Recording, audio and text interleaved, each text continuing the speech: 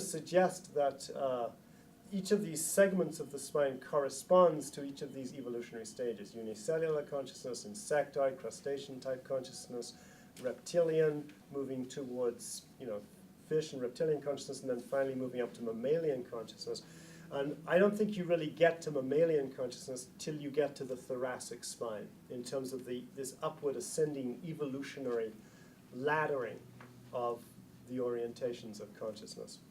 So obviously the insect brain corresponds to a fairly primitive level of neurological organization and development inside the human system. And if we look at the nervous system, one of the simplest ways that the nervous system is organized. Actually, if we go back to unicellular consciousness, the most simple way that the nervous system is organized is actually in the dura mater.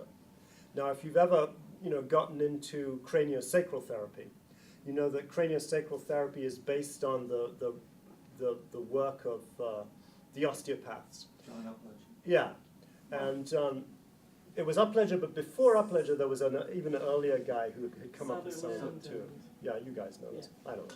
So in craniosacral therapy, they say, hey, there's this very early stage in the organization of the human energy systems and consciousness systems, and in a sense the nervous system, which is the dura mater. And the dura mater is this layer of connective tissue that lines these inner folds inside your brain in an unbroken sequence, which then travels all the way down your spine, all the way down to the base of the spinal cord, and actually fuses down into the periosteum of your tailbone.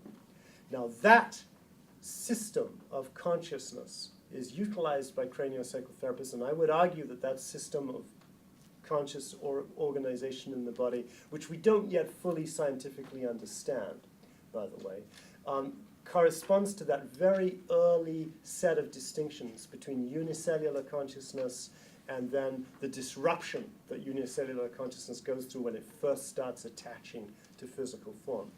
So craniosacral therapists, they work with C1 and C2, right at the very top of the spine, and they work with S2, the second sacral vertebra, in order to bring harmony into that dura mater system, into that pulsatile organizing system in the body.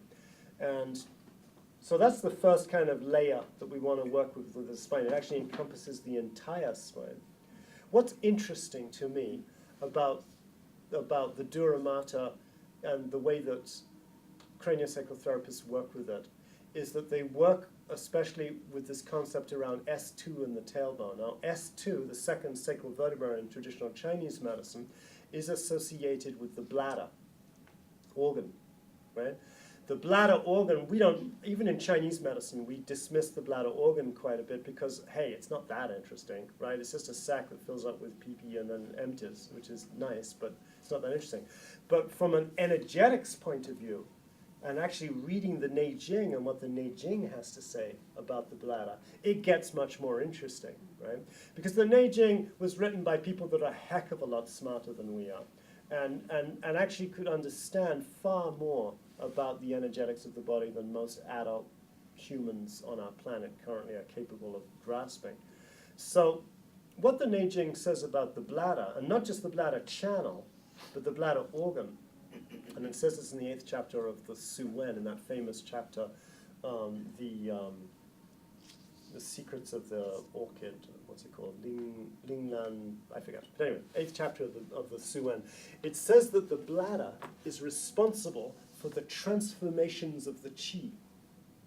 Well, that's a very bold statement, really, because we're all about the qi in Chinese medicine, and here we're being told exactly which organ, and therefore also which channel, the bladder channel, controls the transformations and the alterations of the qi. And it's the exact same point that craniosacral therapy, that had no idea about Chinese medicine, figured out was this unifying connecting point up to C1, C2, up to the brain.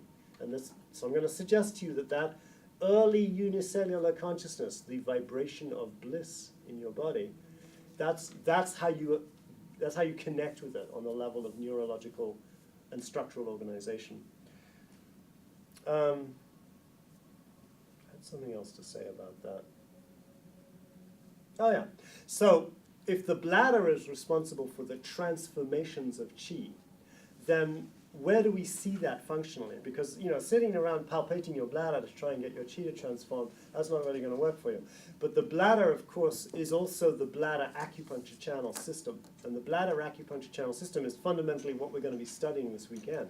It's this acupuncture channel system that emerges out of the eyes and then travels over the back of the head, travels down either side of the paraspinal muscle, or right through the middle of the paraspinal muscles, the outside of the paraspinal muscles, the huato jiaji line on the inside of the paraspinal muscles, and generates a network, a lattice work, a laddering of acupuncture energy gates that directly communicate with your internal organ system. Therefore, the bladder, clearly, according to Chinese medicine, controls the transformations of qi for your organs. Now, I had a really cool experience 2 days ago related to the teaching of this information in the seminar. I love the Neijing because I have this relationship with religion. You know how like some people are really into the Bible? And I tried. I did try. I spent 2 years studying the Bible very, very intensely from 16 to 18 years old. I memorized like entire chapters of the Bible, and I was really deep in the study. I was reading divinity, you know, texts on what do they call the study of the Bible? I forget now. See, I blocked it out. It was so dry. Sorry, I don't mean to insult offenders. I love Jesus. Hi, Jesus. I love you. But the Bible, study of the Bible was really rough for me.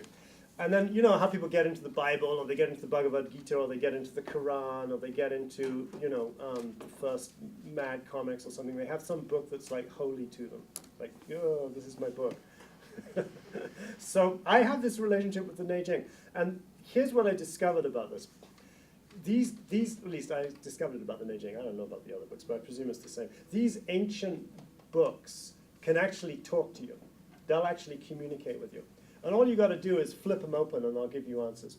Just flip them open at random, and they'll give you an answer. If you have this like deep respect and love for them and this interrelationship with them, maybe even if you don't. So I started developing this relationship with the Neijing. Started, you know, learning to read it in the original about 10, 12 years ago. And so nowadays I just flip open the Neijing sometimes at random to get an answer to something. And I hadn't looked at the Neijing in probably 6 or 8 weeks, but I was cleaning out my office. Yay! That's a big round of applause, please. You have no idea how big that was. Thank you. Clean it out, really clean it out, yeah. And so then at the end of that process, I flipped open the Neijing, and I flipped it to this one passage, which I've been searching for years. I've heard about this passage. I didn't know where in the Neijing it was. I think it's chapter, I'll check tonight, but I think it's either chapter 15 or 16, or is it 55? I can't remember. It's in the Suen, but I've still got it open. I'll look it up. What it says in this little passage is that when the disease, or the ferocious yang energy, is coming close to the organ, the zang, the da zang, which is a strange expression, the great zang. I don't know why it says that. I've never seen that before. Then you treat the organ, right? You treat the organ. Treat the organ, right. But when the disease, when it's really coming at the organ, but when the disease is coming close to the organ, maybe there's still a little gap. Maybe you haven't developed, you know, cirrhosis of the liver, or your pancreas hasn't actually completely fallen out. But the disease energy is coming close to the organ, then you treat the back shu points. And you treat these energy gates on the back, which are controlled by the bladder and the bladder channel, which is, as the Neijing also says, of course, you know, responsible for the transformations of qi.